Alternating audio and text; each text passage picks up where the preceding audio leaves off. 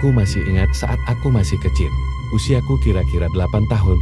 Waktu itu di kampungku santer terdengar, ada salah seorang warga yang konon katanya mempunyai pesugihan, yaitu buto ijo kecil yang lepas dan pergi, karena marah tidak ada upah, atau tumbal balik, untuk mengganti kekayaan yang selama ini ia miliki. Hampir setiap menjelang mau maghrib semua anak kecil, tua, muda bahkan semua warga kampungku sibuk menabur garam dan bawang di sekeliling rumah, agar buto ijo kecil itu tidak datang merasuki tubuh atau mengganggu kami. Kami semua masuk ke dalam rumah dengan rasa takutan dan cemas, hanya bisa sholat dan berdoa di rumah. Tidak ada yang berani pergi ke masjid, dan kampungku kala itu sangat mencekam. Dan waktu itu, ada salah satu warga kampungku yang lupa tidak menabur garam dan bawang putih di rumahnya. Karena waktu sudah hampir malam tidak berani keluar rumah untuk sekedar menabur garam dan bawang putih di pintu rumahnya. Dan benar saja anak laki-laki pertamanya kerasukan buto ijo kecil. Yang kala itu kita menyebut buto ijo kecil dengan nama setan grandong. Karena buto ijo kecil itu berambut gimbal, wajar, dan tubuhnya hijau kecil, bermata merah, dan giginya bertaring runcing panjang. Anak laki-laki yang kerasukan setan grandong itu mengaruk-garuk pintu kayu hingga pintunya terkikis oleh kukunya yang tajam, dan anak laki-laki yang kerasukan itu juga melotot sambil berkata, "Manusia di sini tidak ada yang bisa membuatku merasa nyaman. Hanya anak ini saja yang bisa membuatku bersenang-senang dan aku nyaman di tubuh ini.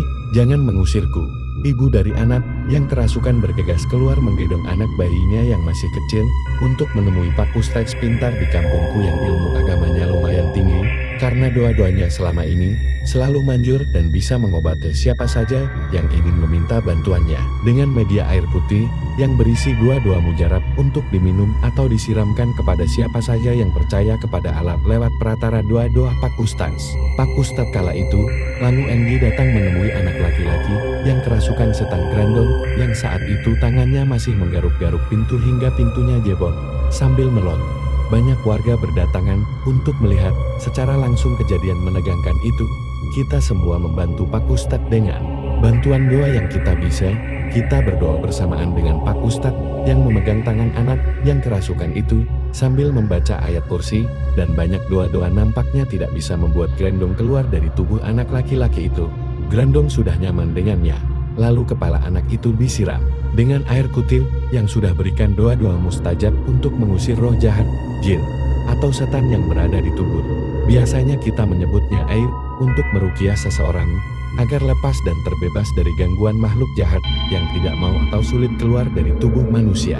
Grandong melotot ke arah Pak Ustadz dan berkata, "Jangan usir aku suka tubuh ini." Dengan sekuat tenaga Pak Ustadz membaca doa-doa lagi sambil masih memegang kepala anak laki-laki yang kerasukan itu hingga terjatuh-jatuh ke lantai. Lalu Pak Ustadz mencoba azan agar grandong bisa lepas dari tubuh anak laki-laki itu, dan akhirnya grandong pun keluar dari tubuh anak laki-laki itu. Seketika anak laki-laki itu langsung terkulai lemas dan pingsan, dan grandong pun menampakkan wujud aslinya lalu menghilang seketika. Semua warga langsung berhamburan pulang ke rumah masing-masing. Pak Ustadz masih mencoba menyadarkan anak laki-laki yang kerasukan itu hingga tersadar. Anak laki-laki itu lalu memuntahkan air yang berbau amis dari mulutnya dan bisa membuka matanya dan menatap Pak Ustadz. Dengan masih lemas, Pak Ustadz menyuruhnya membaca Alhamdulillah dan beristighfar karena Allah telah memberikan keselamatan untuk anak laki-laki itu. Ibunya langsung memeluknya sambil menangis sesenggukan dan berterima kasih kepada Pak Ustadz karena telah menyelamatkan anak laki-lakinya dari rasukan roh buto ijo kecil atau grandong.